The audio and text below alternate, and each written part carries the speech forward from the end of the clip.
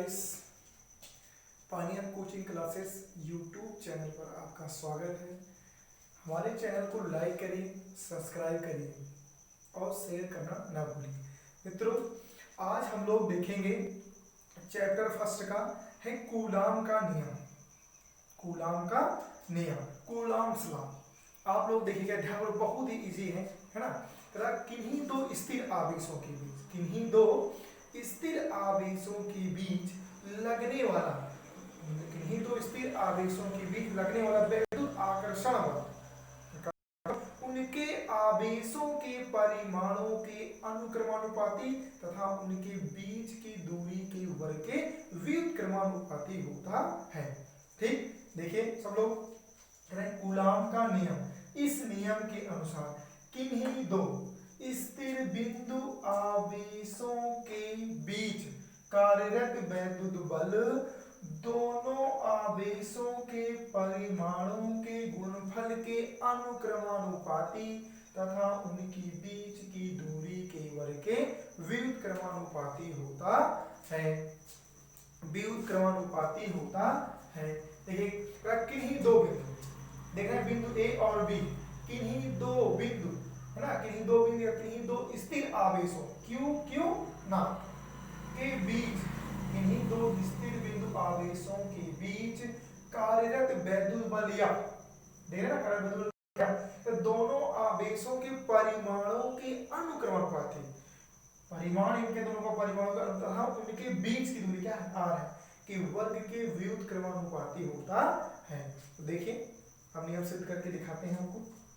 ठीक, किन्हीं दो स्थिर बिंदु आवेशों के बीच कार्यरत वैद्युत बल दोनों आवेशों के परिमाणों के गुणनफल के अनुक्रमानुपाती तथा उनके बीच की दूरी के वर्ग के व्युत्क्रमानुपाती होता है। देखो, दोनों आवेशों के गुणनफल के अनुक्रमानुपाती, यानी हो जाएगा ये आपका एफ प्रोपोर्शनल क्यू नॉट, समीकरण क्या मान लेंगे, एक, उनके बीच की दूरी के वर्ग के क्या है, व्युत्क्रमानुपाती है। देखो यहाँ से हो जाएगा एफ प्रोपोर्शनल 1 अपॉन क्या हो जाएगा, आर स्क्वायर, समीकरण क्या बन जाएगा, 2। अब क्या करें, दोनों समीकरणों को मिलाने पर ये समीकरण 1 और 2 से, from equation first and second, समीकरण 1 और 2 से, और 2 से, समीकरण 1 और 2 से, देखिए पहला समीकरण है, यह प्रोपोर्शनल हो जाएगा आपका Q0, चाहे Q0 कहें चाहे Q0 कहें, Q0, ठीक है, बटे क्या हो जाएगा, आर स्क्वायर हो जाएगा। ठीक, अब यहां से प्रोपोर्शनल हटेगा तो यहाँ एक कांस्टेंट आता है, एक कांस्टेंट आता है, तो हो जाएगा कितना, F equal to 1 upon 4 pi epsilon naught, है ना। आप क्या है, ठीक है, एप्सिलॉन नॉट क्या हो जाएगा, Q naught upon R square हो गया। ठीक, यहाँ पर क्या आ गया, कूलाम का नियम आ गया है। कूलाम का नियम कहता है यदि इसका परावर्तन क्या हो, के हो, जब परावर्तन के होता है यहाँ क्या आता है, के हो जाता है।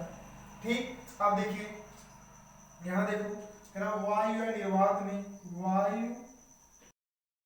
निर्वात में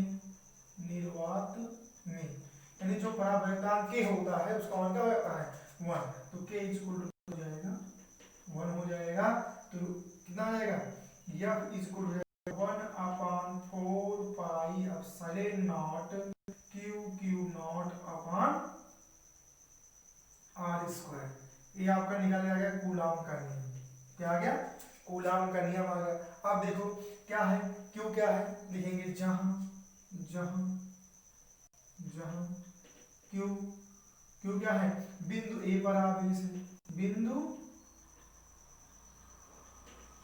ए पर आवेश, क्यू नॉट क्या है, बिंदु बी पर आवेश, बिंदु बी पर आवेश। ठीक है ना, आर क्या है, दोनों आवेशों के बीच दूरी है, दोनों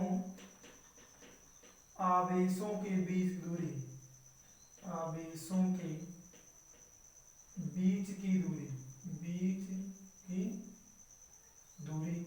अब देखिए इसमें क्या है 1/4 pi epsilon naught, 1/4 pi epsilon naught का क्या मान होता है, इसका मतलब 9 into 10 to power 9, 9 into 10 to power 9 newton metre square प्रति कूलम का स्क्वायर। ठीक है, अब क्या है न्यूटन मीटर स्क्वायर प्रति कूलम का स्क्वायर हो गया। ठीक है, इसमें पूछता है, इसे बहुत बार पूछा गया, अब साइलेंट नॉट का मात्रक और इसकी बीमा निकालिए। अब साइलेंट नॉट का मात्रक और इसकी बीमा निकालिए। देखो इसी के साथ निकाल कर हम दिखा दे रहे हैं। अब साइलेंट नॉट का मात्रक और बीमा क्या होगा, यहाँ आप लोग देख लीजिए। ठीक, कूलम का नियम आएगा तो हम लोग इतना लिखेंगे। अगर आप साइलेंट नॉट क्या होता है, यहाँ आप साइलेंट नॉट होता है निर्वात की वैद्युतशीलता है, क्या है आप साइलेंट जीरो या आप साइलेंट नॉट कहते हैं, आप साइलेंट जीरो या आप साइलेंट नॉट कहते हैं। ठीक है, इसे कहते हैं निर्वात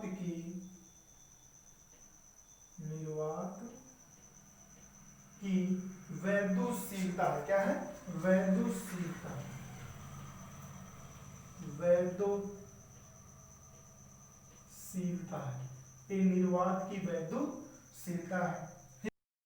मान होता है 8.85 into 10 to power 12 into 10 to power 12, 8.85 into 10 होता है -12 कूलम का स्क्वायर प्रति न्यूटन मीटर का स्क्वायर होता है।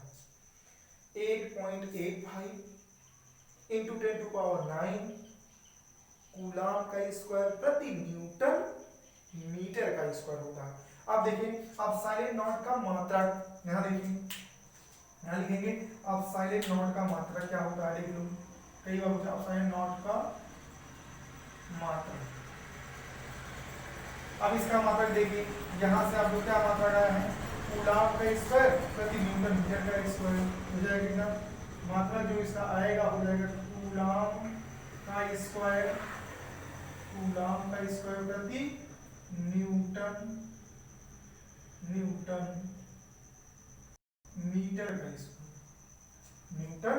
मीटर का स्क्वायर, ये तो इसका मात्रक। अब साइलेंट नॉट का मात्रक आ गया। ठीक, अब साइलेंट नॉट की पूछा था बीमा, बीमा कैसे निकालेंगे, देखो यहाँ कैसे होता है। अब साइलेंट नॉट की बीमा, ये भी पूछा गया है। इसी में हम पूरा बता दे रहे हैं, कहीं आपको जाना नहीं है, सारा पूरा वीडियो देखिएगा, पूरा एकदम क्लियर हो जाएगा। अब साइन नॉट की बीमा देखिए। अब यहाँ क्या है कूलम क्या होता है, क्यू बराबर देखिए क्या होता है, क्यू इक्वल टू होता है IT, क्या होता है IT होता है नहीं, क्यू बराबर IT होता है। तो एम्पियर धारा की बीमा क्या होगी A, और समय की बीमा क्या होगी T। तो कूलम का संख्या लिख सकते हैं AT, क्या लिख सकते हैं, यहाँ देखो इसकी लिख सकते हैं हम लोग, यहाँ पहले इसका मात्रा लिख लेते हैं तब बीमा निकालते हैं। ठीक है, देखो हो जाएगा आपका कूलम का स्क्वायर प्रति न्यूटन मीटर का स्क्वायर है। अब देखो, अब इसकी बीमा निकाल रहे हैं, बताइए क्यू बराबर क्या होता है IT, यहाँ पे देखो क्यू इक्वल टू होता है IT।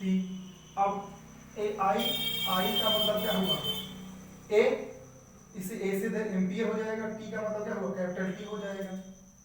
ठीक, तो यहाँ इसके आसान लिख सकते हैं कूलम का मतलब AT का होल स्क्वायर। न्यूटन की बीमा क्या होती है, इसके होती है यम, बल है ना, बल यम यल T की पावर -2। ठीक, और मीटर का क्या होता है यल, तो हो जाएगा यल का स्क्वायर। ठीक, तो हो जाएगा A स्क्वायर T स्क्वायर।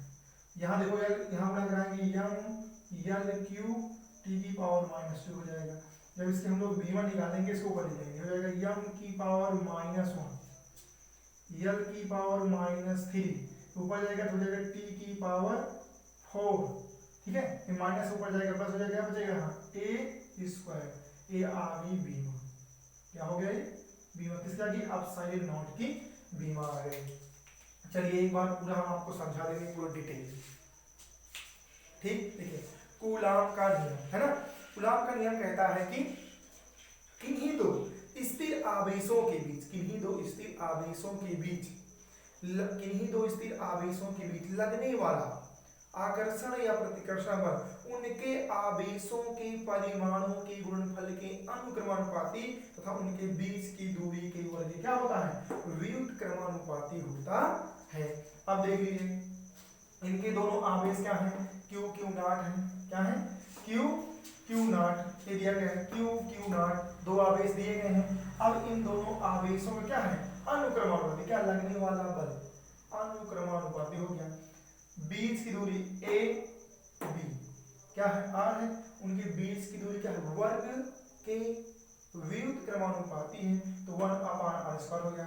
समीकरण 1 और 2 से दोनों को मिलाने पर F क्यू नॉट अपान क्या हो जाएगा, r²। यहां से प्रोपोर्शन हटेगा, कांस्टेंट आता है ना, जिस माध्यम में उसका परावर्तन क्या है, के क्या है, परावर्तन है 1/4 पाई एप्सिलॉन 0 के क्यू 0/r², चाहे क्यू नॉट कहें चाहे क्यू 0 कहें, ठीक। y अथवा निर्वात में, जब y और निर्वात में होता है तो k का मान हो जाता है 1, k का मान क्या हो जाएगा 1। तो यहाँ पुटअप करेंगे तो F = 1/4 epsilon naught Q naught upon हो गया r²। क्यू क्या है, बिंदु A पर आवेश, क्यू नॉट यानी क्यू 0 बिंदु B पर आवेश, r क्या है, दोनों आवेशों के बीच की दूरी, ठीक। और 1/4 एप्सिलॉन नॉट का मान होता है 9 × 10⁹ न्यूटन मीटर स्क्वायर प्रति कूलम का स्क्वायर हो जाएगा, ठीक। एप्सिलॉन 0 क्या है, निर्वात की विद्युतशीलता होती है, क्या है, निर्वात की विद्युतशीलता है, ठीक। इसका मान होता है 8.85 × 10⁻12 है ना, कूलम का स्क्वायर प्रति न्यूटन मीटर का स्क्वायर।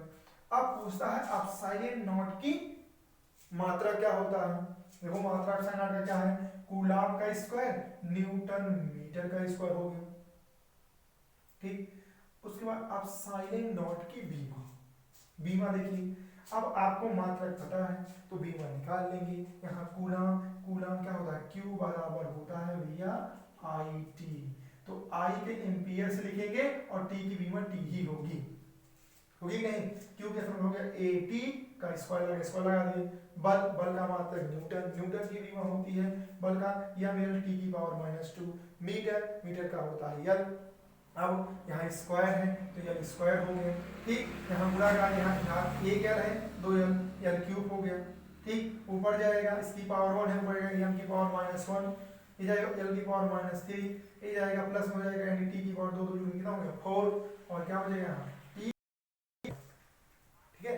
पूरा वीडियो आप ध्यानपूर्वक देखिए और समझिएगा और इसको नोट्स भी बना लीजिएगा और हमारे वीडियो को लाइक और सब्सक्राइब करिएगा।